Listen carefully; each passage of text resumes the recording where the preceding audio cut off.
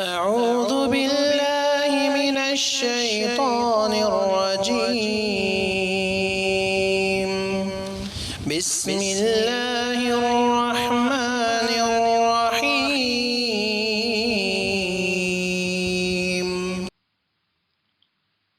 إن الحمد لله نحمده ونستعينه ونستغفره ونؤمن به ونتوكل عليه ونعوذ بالله من شرور أنفسنا ومن سيئات أعمالنا من يهده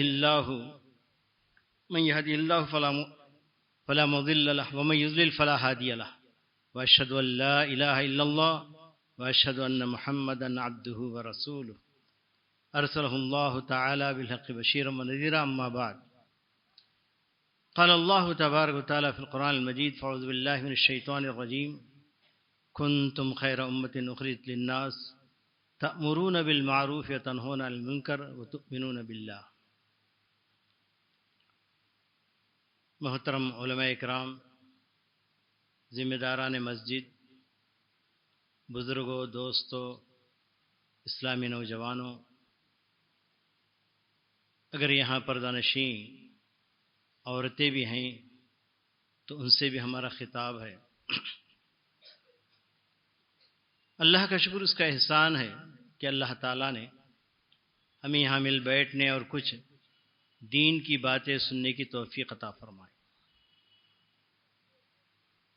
آج کل دین کی باتیں سننے اور سنانے کا رواج ختم ہوتا جا رہا ہے. لوگ آن لائن کے عادی ہو چکے ہیں، اچھی اچھی تقریریں یوٹیوب پہ سن لیتے ہیں. پھر بھی آپ لوگوں نے جرأت کی، ہمت کی، یہاں تک پہنچے بارش کے باوجود، تو اللہ تعالیٰ آپ کے مل یہاں پر بیٹھنے کو، سننے اور سنانے کو قبول فرمائے. محترم حضرات، انسان کو جو اللہ تعالیٰ نے پیدا کیا ہے، وہ انسان ہونے کے ناطے اس کا ایک مقصد بھی قرآن مجید میں بیان کیا، اور وہ مقصد آپ تمام جانتے ہیں. وما خلقت الجن والانس الا لیعبدون. ہم نے جن انس کو صرف اور صرف اپنی عبادت کے لیے بنایا. اس کے علاوہ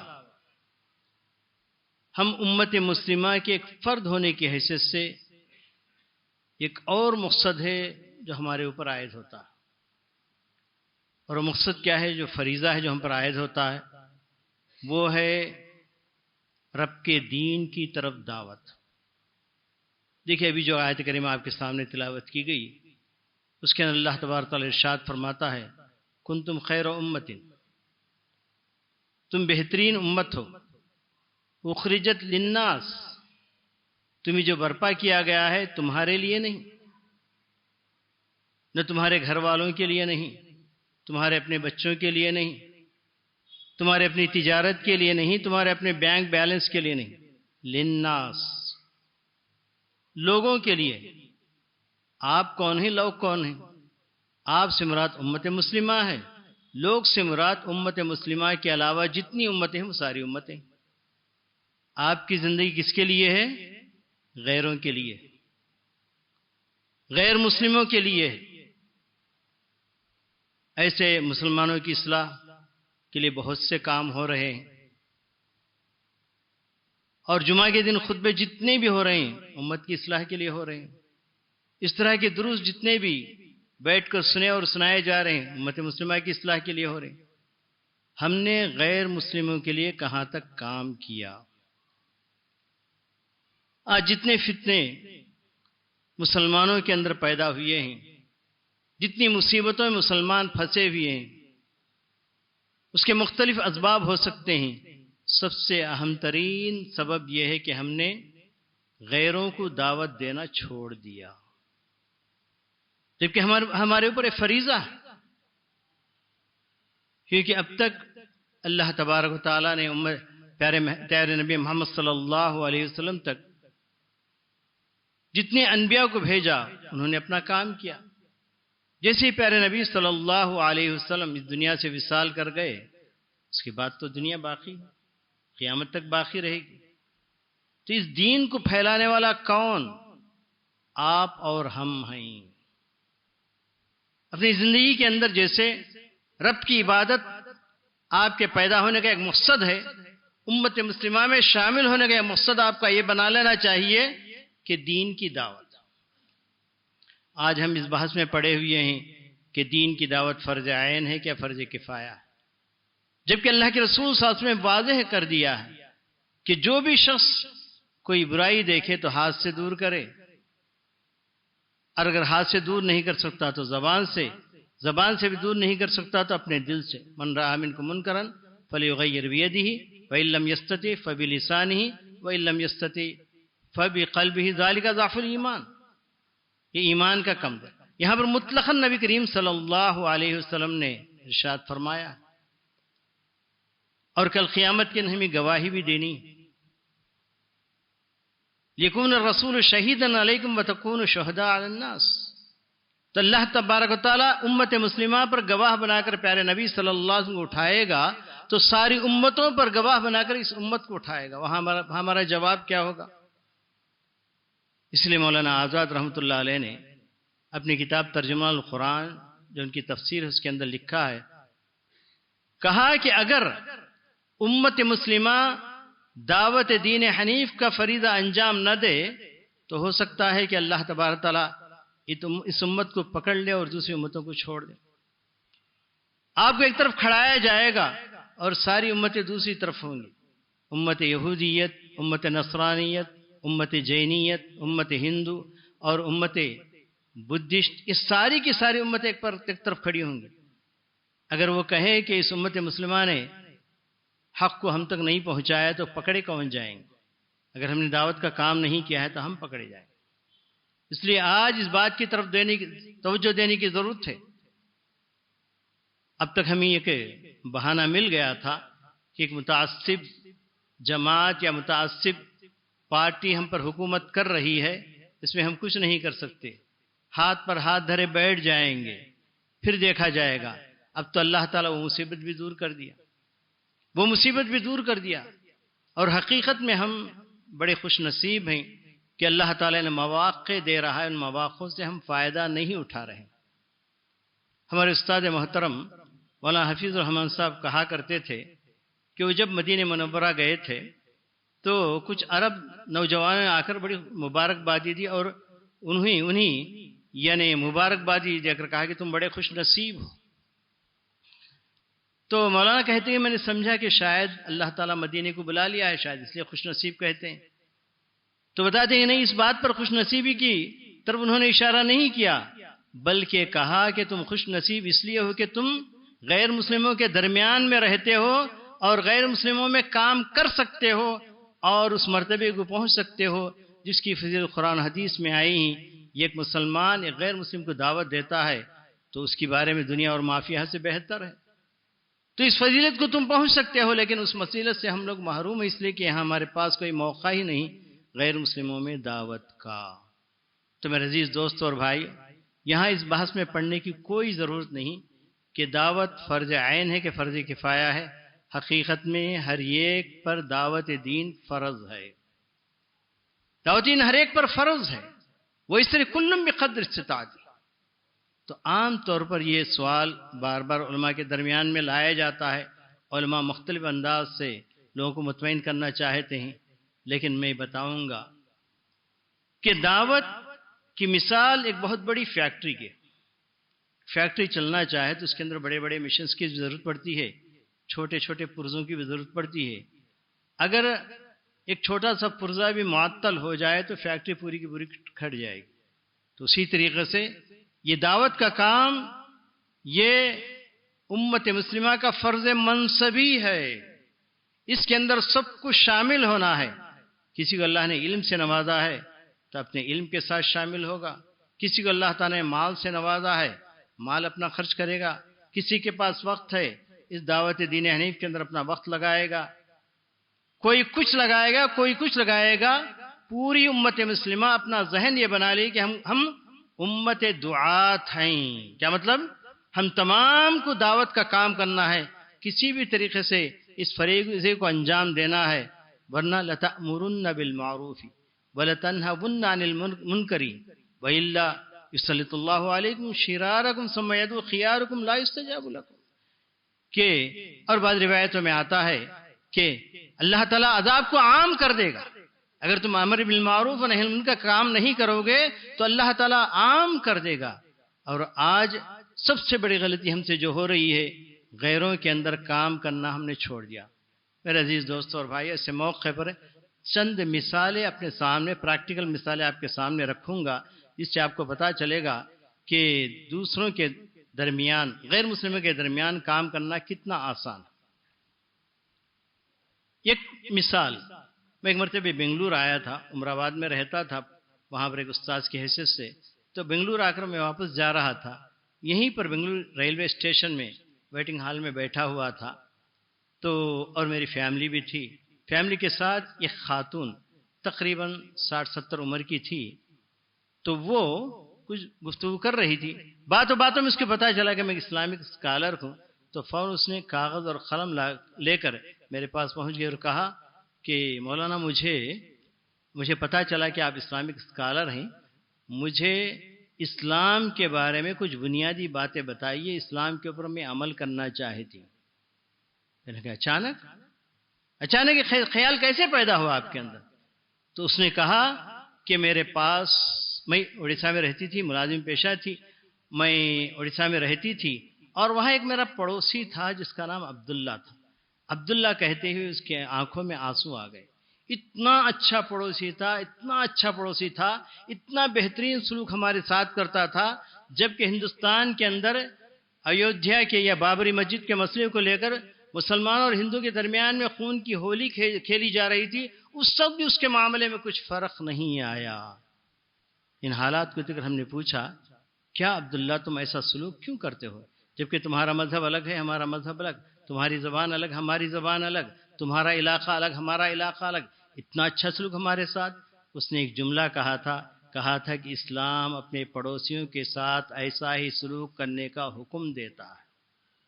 سبحان اللہ. یہ جملہ کہتے ہی اسلام میرے دل میں اتر گیا اور لیکن اس سے میں کچھ پوچھ بھی نہیں سکتی تھی اور کچھ بتا بھی نہیں سکتا تھا کہ اسلام کیا ہے. آج چونکہ آپ ملے ہیں تو مجھے بتائیے کہ اسلام کیا ہے. سبحان اللہ. عبداللہ وہ کون سا عالم تھا بھائی؟ کس مدرسے سے فارغ ہوا تھا؟ اس نے کون سی تقریر کی تھی؟ کیا کوئی لیکچر دیا تھا اس نے؟ اپنا معاملہ، اپنے معاملوں کو ٹھیک کیجیے. جیسا شیخ نے کہا کہ بہترین شہری بن جائیے اور مثالی مسلمان بن جائیے. دیکھیے کہ آپ کو دیکھتے ہی کتنے لوگ آپ اسلام کے اندر داخل ہیں صرف آپ کو دیکھ. قل هذه سبیلی ادعو الی اللہ، قل هذه الحیات سبیلی، میری زندگی مثال ہے تمہارے سامنے، یہ اسلام ہے. مجھے دیکھو، میری زندگی دیکھو اور اسلام کو سمجھ جاؤ اور اسلام کے اندر داخل ہو جاؤ اور اس کے پر عمل کرتے ہوئے چلے جاؤ. میرے عزیز دوست اور بھائیو، دعوت اسلام کے لیے آپ کو کسی مدرسے سے فارغ ہونا ہی کوئی ضروری نہیں ہے. آپ خود ایک مثال بن جائیے. اور ہمیں خوف لاحق تھا کہ ہم کچھ دعوت کی باتیں کہیں گے تو لوگ پتہ نہیں ہم کو کیا سمجھیں گے، حکومت کیسے ہم کو اٹھا کر لے جائے گی. یہ بھی شیطان کی طرف سے وسوسے ہیں. جتنا بھی متعصب ہو، جتنا بھی اسلام کا دشمن ہو، اس کے سامنے اسلام پیش کیجیے. ہمارے پاس مثال ہے فرعون کی. اللہ تعالیٰ نے فرعون کے پاس موسیٰ کو بھیجا کہ لعلہ یخشی. اللہ تعالیٰ نے کہا کہ اس کے سامنے رکھو بات تاکہ اس کا دل نرم پڑ جائے، وہ ڈر جائے. اور جیسا بھی موقع ہو ہم دین اسلام کا کام کرنا ہے.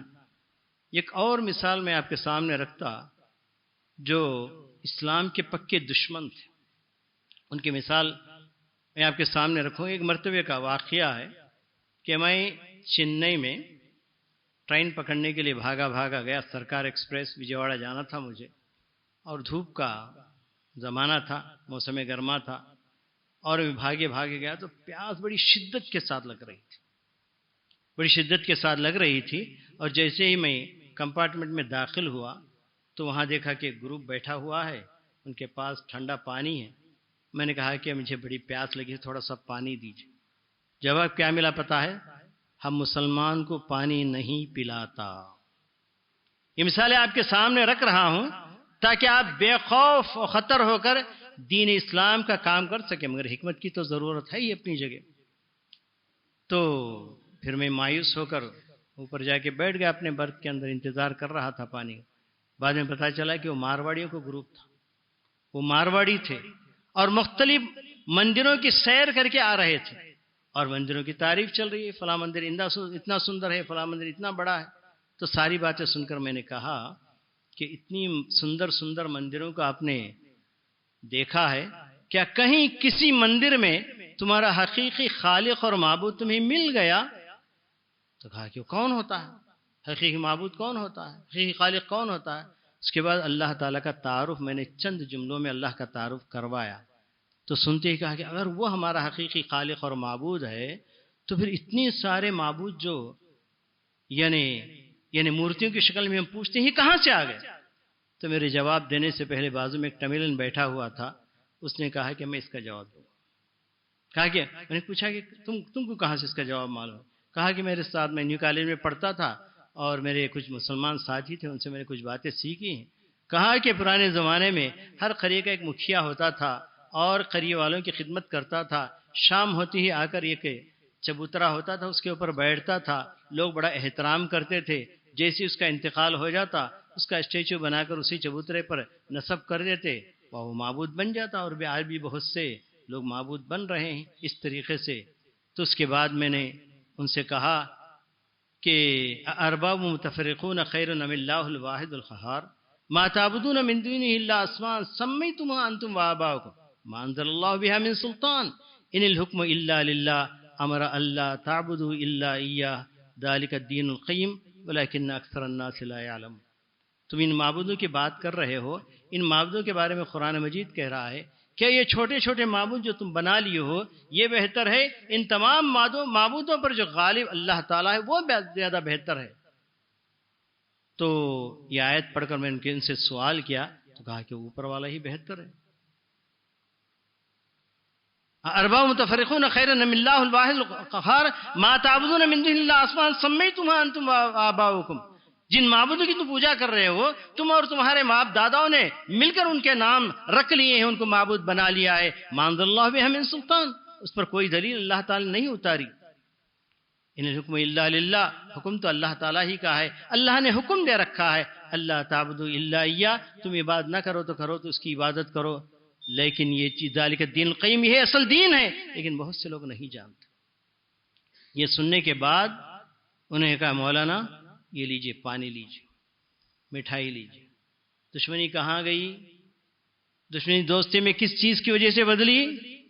اسی دعوت دین حنیف کی وجہ سے بدلی۔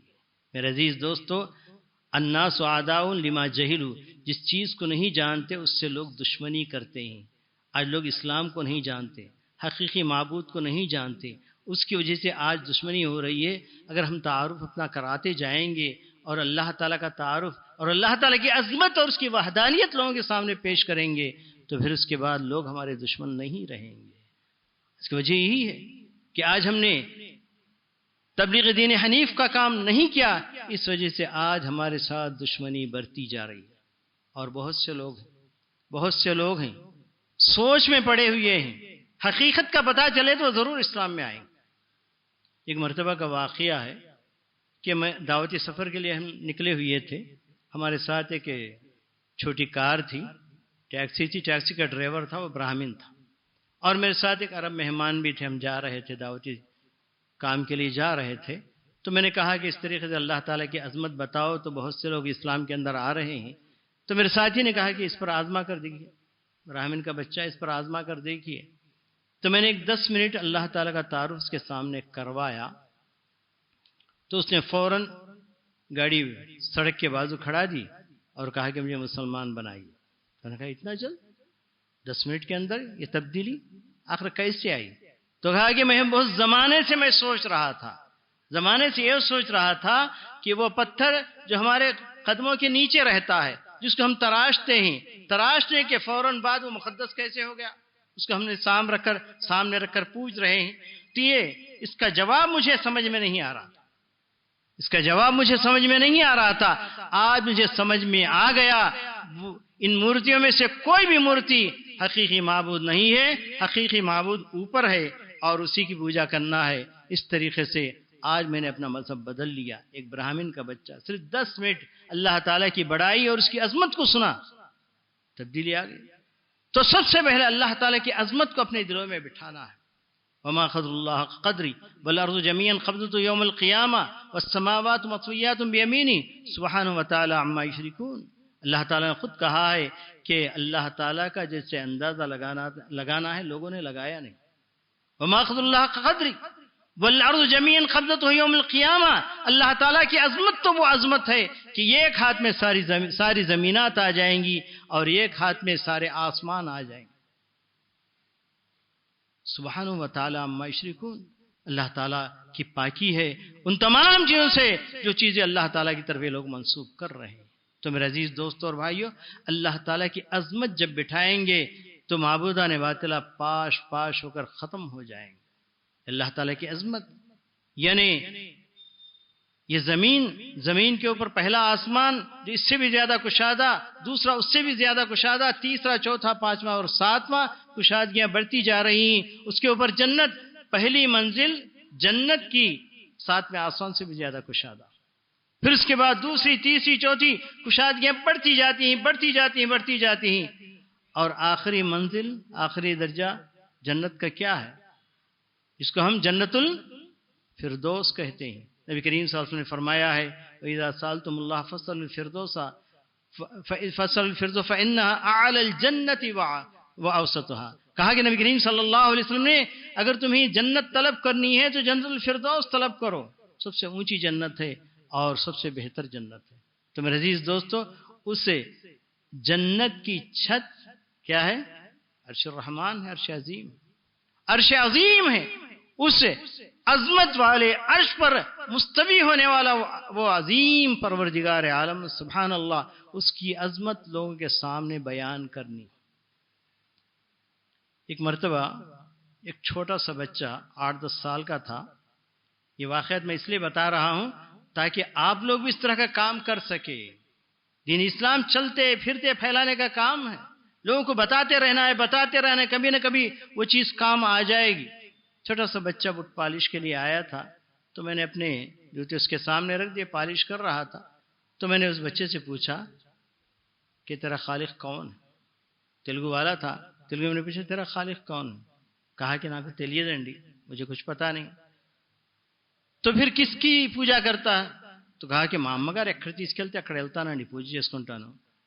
میری ماں جہاں لے جائے وہاں جاتا ہوں اور پوجا کر لیتا ہوں. تو میں نے کہا کہ کیا تیرے معبود ہے حقیقی بارے میں کچھ باتیں بتاؤں؟ کہا کہ چپڑنے بتائیے مجھے. جب میں نے اللہ تعالیٰ کی عظمت اس طریقے سے میں نے پیش کی تو اس کے بعد میں نے پوچھا کہ اب بتا کہ کچھ پتا چلا ہے؟ تو کہا کہ తెలిసిందండి తెలిసింది. ఏం తెలిసింది బాబు? నాకు తెలిసింది అతను ఒక పెద్ద కొండ లాంటి వాడైతే ఆ కొండ కింద మన అందరం కలిసి ఒక చిన్న చీమ లాంటి వాళ్ళమండి. कहता है कि मैंने जो समझा है, मासूम बच्चा था, कहता है कि वो माबूद बरहक जिसके बारे में आपने तारुफ मुझसे मेरे सामने करवाया है वो बहुत बड़े पहाड़ के मानिंद है. तो हम सारे लोग मिलकर उससे पहाड़ के नीचे छोटी सी चूंटी के बराबर. तब किसकी इबादत करेगा? उसी की बात करूंगा. मैं अपने माँ से भी कहूंगा. तो अजमत लोगों के दिलों में बिठाए और बताते जाएं, कभी न कभी आपकी कोशिश रंग लाएगी. इसकी एक और मिसाल बताऊं कि मैं एक मरतबे तमिलनाडु एक्सप्रेस चेन्नई से मैं विजयवाड़ा आ रहा था. ऐसे में देखा कि रिजर्वेशन नहीं था, जनरल कंपार्टमेंट चढ़ गया तो वहां देखा कि बहुत से नौजवान जो आंध्र प्रदेश के हैं किसी इंटरव्यू के लिए जाकर वापस आ रहे थे और कंपार्टमेंट में बहुत गड़बड़ चल रही है. मैंने सीट पर खड़े होकर कहा कि देखो नौजवानों, जरा सा तुम खामोश रहोगे तो तुमको एक अच्छी बात बताऊंगा. तो खामोश रह गए. खामोश रह गया, लोग सो गए. लेकिन उसी भीड़ के अंदर एक नौजवान दूर खड़कर मेरी बात को गौर से सुन रहा था और لوگوں کے صفوف کو چیرتے ہوئے مجھ تک پہنچا تو میں نے کہا، میں نے اپنے سیٹ کے بازو بٹھا لیا اور کہا کہ کیا بات ہے؟ کہا کہ ایسی ہی بات میں نے ایک بہت پہلے سنی تھی، لیکن اس وقت میں نے انسنی کر دی، لیکن آج جب یہ بات معلوم ہوئی ہے تو آج میں اپنے آپ کو بدلنا چاہتا ہوں، آپ کے کہنے کے مطابق مجھے کیا کرنا ہے؟ تو میں نے کہا کلمہ طیب لا الہ الا اللہ محمد رسول اللہ پڑھو، پڑھ لیا۔ کہا کہ اسلام، اور میں مسلمان ہو گیا تو اسلام کے بارے میں مجھے جاننا ہے، مجھے کچھ کتابیں دیجیے۔ اتفاق سے میرے پاس کچھ فولڈر تھے، دینے لگا، ایک فولڈر پڑھتا تھا، اور میرے ساتھی نے کہا، جو میرے ایک ساتھی تھے بنگال کے تھے، انہوں نے کہا سعید دیکھو ایک فولڈر پڑھتا جا رہا ہے، اس کی دل کی دنیا بدلتی جا رہی ہے۔ سارے فولڈرز انہوں نے پڑھ لیے۔ کہا کہ اور معلومات چاہیے، میں کہاں سے حاصل کروں؟ دیکھو آپ حیدرآباد کے ہیں تو حیدرآباد میں فلاں جگہ جائیے، آپ کو کتابیں ملیں گی۔ تو میرے عزیز دوستوں اور بھائیوں، آپ اپنا ذہن بنا لیجیے۔ کب تک اپنی اصلاح؟ دیکھیے ایک بات یاد رکھیے، جب کپڑا دھوتے ہیں تو کیا ہوتا ہے؟ ہاتھ دھل جاتا ہے کہ نہیں دھل جاتا؟ آپ دوسروں کی فکر کیجئے، خصوصاً غیر مسلموں کی فکر کیجئے، اور ان تک اپنی بات کو یا تو زبان کے ذریعے یا تو اپنے معاملے کے ذریعے، اپنے تعامل کے ذریعے پہنچائیے۔ پھر دیکھیے کہ لوگ، دنیا کیسی بدلتی جائے گی اور لوگ کیسے آپ سے محبت کرتے جائیں گے۔ حقیقت میں لوگوں کو پتہ نہیں، اسلام کا پتہ نہیں۔ ایک مرتبہ کا واقعہ ہے، ایک نوجوان نظام آباد کا تھا اور 3 نوجوان تھے، وہ وجے واڑے سے ہم کو چنئی جانا تھا۔ تو جیسے ہی میں ساکشی پیپر وہ لے کر میں روزنامہ بیٹھا تو 3 نوجوان آئے، ایک نوجوان میرے بازو بیٹھا، 2 سامنے بیٹھے۔ تو پڑھتے پڑھتے مجھے ایک تصویر پر میری نظریں پڑی، وہاں ٹک گئی۔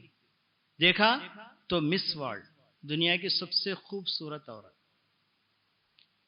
اور نیچے لکھا ہوا ہے یہ فوٹو لندن کے بازار میں 35,000 پاؤنڈ میں بکی ہے۔ سبحان اللہ، دیکھ کر بڑا تعجب ہوا، اور دیکھا گیا تو اس کے بدن کے اوپر کپڑے تو بہت دور کی بات ہے، یہ ایک دھاگا تک نہیں۔ نوجوان کو بتا کر میں نے پوچھا کہ کیا بتا رہی ہے تصویر بتا رہی ہے کہ اے عورتوں، تم خوبصورت بننا چاہو تو مجھ جیسے کپڑوں سے باہر آ جاؤ۔ پھر میں نے نوجوان سے سوال کیا، اگر ساری دنیا ایسی ہو جائے تو ہمارے میں اور جانوروں کی زندگی میں کیا فرق رہے گا؟ کچھ فرق باقی نہیں رہے گا، اور ہماری زندگی کیسی گزرے گی؟ آخر یہ سارا کیوں ہو رہا ہے؟ یہ سب کیوں ہو رہا ہے؟ تو اس نے کچھ جواب نہیں دیا۔ تو میں نے کہا کہ ہمارے زندگی کا مقصد ہم نے پہچانا نہیں، مقصد پہچانتے تو سب کچھ نہیں ہوتا۔ دیکھیے آپ ایک سفر پہ جا رہے ہیں، آپ کو پتا ہے کہاں سے آئے ہیں اور کہاں جا رہے ہیں، کس لیے جا رہے ہیں۔ یہ پوری زندگی ہے، 60 سالہ، 70 سالہ، 80 سالہ، 90 سالہ، یہ زندگی ہے۔ یہ زندگی بھی ایک سفر ہے۔ ہم کہاں سے آئے، کس لیے آئے، کہاں جا رہے ہیں؟ تو اس سوالات کا جواب ہونا چاہیے۔ اسلام کے اندر ان سارے سوالات کا جواب ہے۔ میں نے ایک سوال کا جواب قرآن حدیث کی روشنی میں دیتا گیا تو اس نے ایک جملہ کہا کہ دیکھو بھائی، میں نے اپنی زندگی میں قسم کھا کر رکھا تھا کہ زندگی کا ایک لمحہ بھی میں ضائع نہیں کروں گا، لیکن آپ کی باتیں سننے کے بعد مجھے ایسے لگ رہا ہے کہ میں نے ساری زندگی ضائع کر دی۔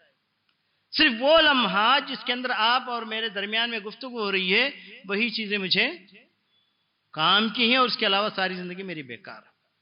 اور مجھے ایسا لگتا ہے کہ اللہ نے مجھے چن لیا، آپ کو میرے پاس بھیجا اور مجھے مسلمان بنایا، اور میرے اتنے ساتھی ہیں، فون نکال کر اس نے نمبرات دی اور کہا کہ اتنے مسلمان ساتھی کسی نے آج تک اسلام کیا ہے بتایا نہیں۔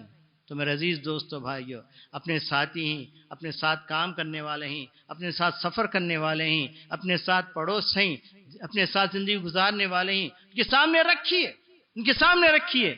ہمارے استاد محترم مولانا حافظ رحمت صاحب، اللہ تعالیٰ انہیں کروٹ کروٹ جنت نصیب فرمائے، تو کہا کرتے تھے کہ دیکھو جس طریقے سے اللہ کے رسول صلی اللہ علیہ وسلم کی اس بات کی تڑپ تھی کہ دین اسلام کی بات ہر شخص تک پہنچا دے، اور پہنچا بھی دیا اور تمام سے گواہی بھی لے لی۔ حجۃ اللہ کے موقع پر پوچھا، الا هل بلغت، الا هل بلغت، الا هل بلغت؟ تمام لوگوں نے کہا بلا قد بلغت، ادیت الامانہ ونصحت الامہ، تمام سے گواہی لے لی۔ تم بھی جی دعوت کا کام کرنے کے بعد جب تک اپنے اڑوس پڑوس اپنے دوستوں کو جو غیر مسلم ان تمام کو جمع کر کے جب تک گواہی نہیں لے لیتے، ہو سکتا ہے کہ اللہ تعالیٰ تمہیں کل قیامت کے تمہیں کھڑا کر دے۔ یہ احساس اپنے اندر پیدا کیجئے، بلکہ ہمارے لیے بہترین موقع ہے۔ وہ براہمن بچے کی بات میں نے جو بتائی، ڈرائیور، اس واقعے کو دیکھ کر جو میرا عرب کا ساتھی، اس نے ایک بڑا بہترین جملہ اس نے کہا ہے، وہ جملہ مجھے یاد آ رہا ہے، علماء کرام اس کا ترجمہ جانتے ہیں، میں بھی اس کا ترجمہ آپ کے سامنے رکھوں گا۔ اس نے کہا تھا، یا سعید ان ارا کل ہندوسی کانہ قطعۃ ذهب مرمیۃ فی التراب اذا رفعتها وازلت غبارها وقلت لها لا الہ الا اللہ لا يقول لا الہ الا اللہ۔ ایسے معلوم ہو رہا ہے کہ یہاں کا ہر ہندو ایک سونے کا ٹکڑا ہے، گرد و غبار میں پڑا ہوا ہے، اس کو اٹھاؤ اور گرد و غبار ہٹاؤ اور اسے کہو کہ لا الہ الا اللہ کہہ، تو لا الہ الا اللہ کہہ دے گا۔ تو میرے عزیز دوستو بھائیو، ہمارے لیے بہترین موقع ہے۔ اب حکومتیں آتی رہیں گی جاتی رہیں گی، بہرحال ہم کو اپنا کام نہیں چھوڑنا ہے۔ مجھے پتا چلا کہ بنور میں بہت اچھا کام ہو رہا تھا، لیکن جب سے بی جے پی حکومت آئی تھی لوگوں نے کام چھوڑ دیا۔ ڈر کے معنی ڈرنے کی کوئی ضرورت نہیں، پکڑ دکڑ جو کچھ ہوا، وہ معاملات الگ ہیں، وہ پیسے کے معاملات نہیں، پتہ نہیں کیسے کیسے معاملات ہیں، لیکن اللہ کے اس دین کو پہنچانا ہمارا فرض ہے۔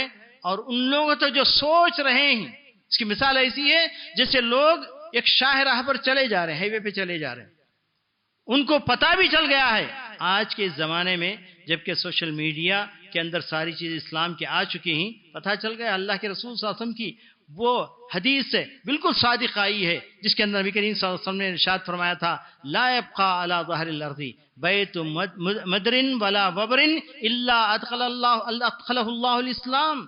دنیا کے اندر کوئی گھر باقی نہیں رہے گا، چاہے وہ جھوپڑا ہو چاہے شیش محل ہو، اس کے اندر اسلام پہنچ کر رہے گا۔ آج پہنچ چکا ہے، اسلام پہنچ چکا ہے، لیکن ٹرننگ پوائنٹ لوگوں کو معلوم نہیں۔ جیسے آپ کو مدراس جانا ہے، بامبے کا راستہ آپ نے پکڑ لیا ہے، بامبے کے راستے پر چل پڑے ہیں، اور آپ کو پتا بھی ہے کہ یہ بامبے کا راستہ ہے، مدراس مجھے نہیں پہنچائے گا، لیکن آپ کو تیزی سے جا رہے ہیں، ٹرننگ پوائنٹ کا پتہ نہیں ہے، کہیں ٹرننگ پوائنٹ آ بھی رہے ہیں چھوڑ کر چلے جا رہے ہیں۔ اگر آپ کو ٹرننگ پوائنٹ کا پتہ چل جائے تو گھوم کر آ جائیں گے، پھر اس راستے پر لگ جائیں گے۔ بالکل اسی طریقے سے آج سب کو معلوم ہو چکا اسلام کیا ہے، اسلام کی حقانیت واضح ہو چکی ہے۔ اللہ تعالیٰ جو کہا ہے اللہ تعالیٰ نے وہ بات بالکل ہے، سنریہم آیاتنا فی الآفاق وفی انفسہم حتی یتبین لہم انہ الحق۔ اللہ تعالیٰ نے کہا ہے کہ اس دنیا کے اندر بہت سی نشانیاں ہم بتائیں گے تاکہ لوگوں کو پتہ چل جائے کہ دین اسلام یہی حق ہے۔ وہ زمانہ آ چکا ہے، نشانیاں آ چکی ہیں، بس لوگوں کو ٹرننگ پوائنٹ بتانے کی ضرورت ہے، اور آپ بتاتے جائیے، پتہ نہیں کتنے لوگ اسلام کے اندر آ جائیں گے۔ اور آج یورپ کے اندر قرآن مجید کا اتنا مطالعہ کیا جا رہا ہے کہ ان کو ہم قرآن مجید فراہم نہیں کر پا رہے ہیں۔ قرآن مجید پرنٹنگ پریس، دنیا کا سب سے بڑا پرنٹنگ پریس ہمارے پاس ہے مدینہ منورہ کے اندر۔ وہاں سے انگریزی زبان میں کتابیں چھپ رہی ہیں، قرآن مجید کے ترجمے چھپ رہے ہیں، بھیجا جا رہا ہے، لیکن لوگوں کا مطالعہ حل من مزید، اور لائیے۔ اگر ہم ایسے ہی رہ جائیں گے تو لوگ پڑھ کر مسلمان ہو جائیں گے، ہمارا حصہ اس کے اندر کیا ہوگا، یہ ہم کو سوچنا ہے۔ آپ بھی حصہ لگائیں، آپ بھی دعوت کے اندر شامل ہو جائیں۔ کہیں دعوتی پروگرام چل رہا ہے، کہیں کچھ نہیں چل رہا ہے، اپنے پڑوس کے ساتھ اچھا معاملہ کیجئے، اسلام کے اندر آ جائے گا۔ اپنے ساتھ کام کرنے والوں کے ساتھ، فلاں کے ساتھ، تو اس طریقے سے بے شمار مثالیں، لوگ دھڑا دھڑ اسلام کی طرف آ رہے ہیں، اور کبھی پتہ بھی نہیں چلتا کہ فلاں شخص مسلمان ہوا، کیسے مسلمان ہوا۔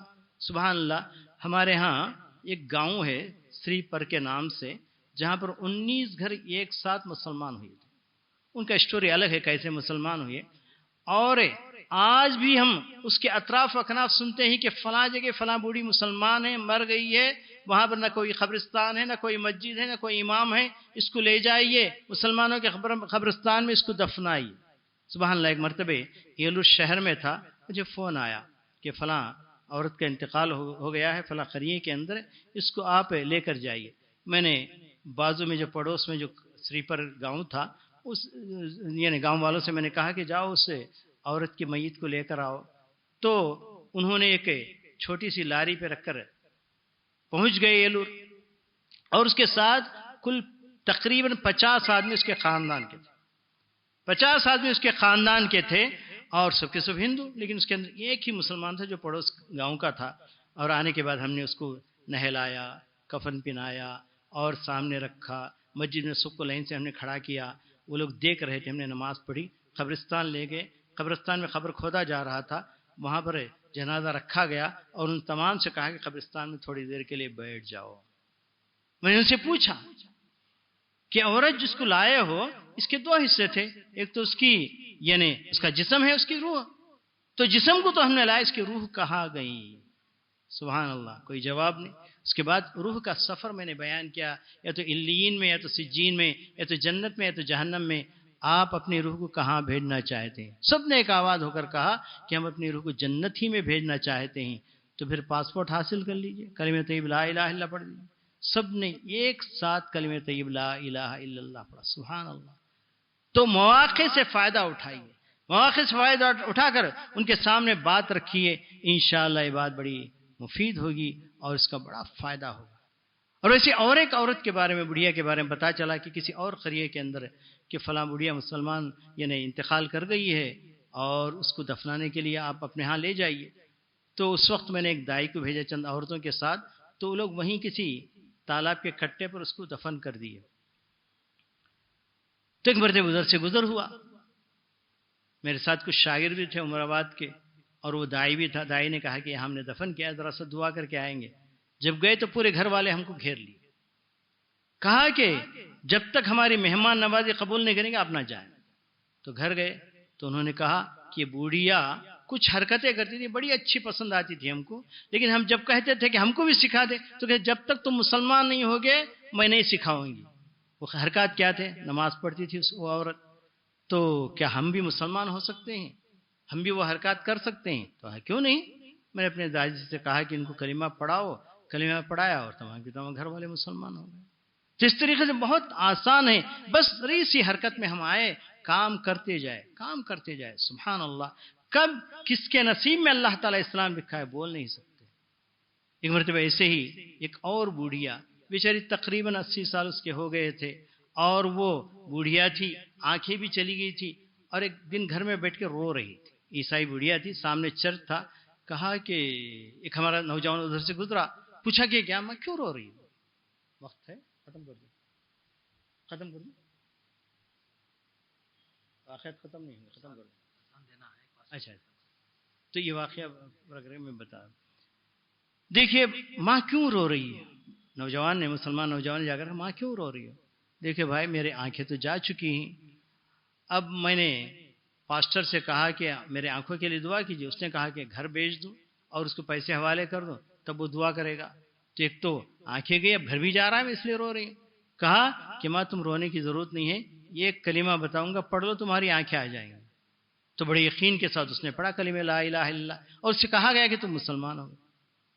تو ایک زمانے کے بعد وہاں سے ہمارا گزر ہوا، تو اس کو دیکھنے کے لیے ہم گئے تو بڑی پسمردہ بیٹھی ہوئی تھی. میں نے کہا کہ اس عمر میں تم مسلمان ہوئی ہو، ایسی عمر والوں کے لیے جنت ہے. سبحان اللہ. ہنس کر اس نے کہا کہ تم لوگ ہو جو بوڑھیاں اور نوجوان کے درمیان میں فرق کرتے ہو، میرا اللہ دونوں کے درمیان میں فرق نہیں کرتا. ایک نوجوان کو جیسے جنت دے گا مجھے بھی جنت دے گا. اس کے بعد ہم نے کہا کہ چلو حیدرآباد ہم تم کو لے جائیں گے، علاج تمہارا کروائیں گے. کہا کہ جب سے میں نے وہ کلمہ پڑھا ہے تب سے مجھے آنکھوں کی ضرورت نہیں رہی، میں ایسے اپنا کام کاج کر لوں جیسے میں آنکھوں والی ہوں. البتہ سڑک پار کرنا ہے تو کسی کے سہارے کی ضرورت پڑتی ہے. تو اور اس نے وصیت کی تھی کہ جب میں مر جاؤں تو کوئی پاسٹر میرے قریب نہ آئے، اور میرے مرنے کے بعد میرا گھر اسلام کی دعوت کے کام کے لیے لگا دیا جائے. سبحان اللہ. بات ویسی. اور جب اس کا غسل دیا جا رہا تھا، عورت مر گئی، ایک مسلمان عورتوں کا ایک گروپ وہاں گیا. جب اس کو غسل دیا جا رہا تھا، صرف غسل کے طریقے کو دیکھ کر اس کی ایک بیٹی اسلام لے آئی، اور چلتے چلتے سارا خاندان مسلمان ہو گیا. تو میرے عزیز دوستو، کہنے کا مطلب یہ ہے کہ واقعات ایسے بے شمار ہیں، آج بھی لوگ تیار ہیں. آج بہترین موقع آپ کو ملا ہے تو اس موقع کو فائدہ اٹھا کر کیا کرنا ہے؟ دعوت دین حنیف کا کام آپ کو کرنا ہے، اس کے لیے لگ جانا ہے۔ تو میں نے سنا تھا کہ دعوت دین حنیف اچھا چل رہا تھا اور ہم کئی پروگرام میں یہاں آئے تھے، لیکن یہ حکومت جو ابھی گزر چکی ہے اس کے آنے کے بعد سنا بہت کام کم ہو گیا، جس کی وجہ سے لوگ پریشان ہیں۔ تو ذرا سا اس سلسلے میں بیداری لانے کے لیے اس طریقے سے کچھ باتیں بتانے کے لیے کہا گیا تھا۔ اس سلسلے کی چند باتیں میں نے آپ کے سامنے رکھی ہے۔ اللہ تعالیٰ ان باتوں سے ہمیں رہنمائی حاصل کرنے کی توفیق عطا فرمائے اور ہمیں تبلیغ دین حنیف کا کام کرنے کی توفیق عطا فرمائے۔ ربنا تقبل منا انک انت السمیع العلیم وتب علینا انک انت التواب الرحیم وآخر دعوانا الحمد للہ رب العالمین۔